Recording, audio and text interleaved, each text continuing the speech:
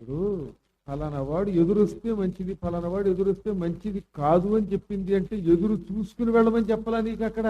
తనంత తాను వస్తే అది.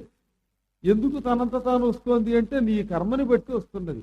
అంతేగాని ఇంట్లో కూర్చుని ఏమేమి నువ్వురా ఏమండో మీరు రండి అని మనం ఎదురు పిలుచుకుని పెడితే దాన్ని ఏం ఉపయోగం లేదు. తనంత అకస్మాదేవ సంభూతం అని అంటే ఏంటి? తనంత తాను హఠాత్తుగా ఏది వస్తే అది శకునము. అంతేగాని నీకు సెంటిమెంట్ కలిసి వచ్చింది కదా అని మొత్తం వీధిలో అందరినీ బయటికి గెంటి మనకు కావలసిన వాడిని రమ్మంటే దానిని శకునం అనరు.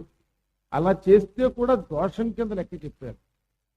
అందుకని ఎట్టి పరిస్థితుల్లో కూడా శకునం అంటే ఏమిటి?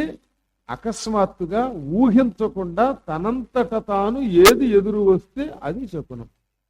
అలాగనే కర్మ ప్రభావం వల్ల మనము ఎప్పుడు మరణం చెందాలో భగవంతుడు నిర్ణయం చేస్తాడు. అదిగో అప్పుడు వచ్చేటటువంటి మరణమే మనకు ఉపయోగపడుతుంది. ఇవాళ చాలా మంది సిజేరియన్ ఆపరేషన్లు పేరు చెప్పి ముహూర్తాలు పెట్టుకు చేస్తున్నారే, అవి దండగా గుర్తుపెట్టుకోండి. నువ్వు ఎంత గింజుకున్నా నువ్వు ఏ ముహూర్తంలో పుట్టాలో అప్పుడే ఆపరేషన్ వాడు చేద్దాం అనుకున్నా 5:35కి పెడితే 6ంటికి చేశాడు కానీ 5:35కి చేయలేకపోతాడు. కారణం ఏంటంటే వీడు అప్పుడే పుట్టాలి. మేము ఎంతో గింజుకున్నామని కానీ డాక్టర్లు చివరి మూమెంట్లో ఈ టైంలో చేశారని అంటూ ఉంటారు కొంతమందికి. అంటే వాడు ఆ నక్షత్రంలోనే పుట్టే కర్మ వాడికి ఉన్నది, ఇంక దాన్ని ఎవడో తప్పించలేడు.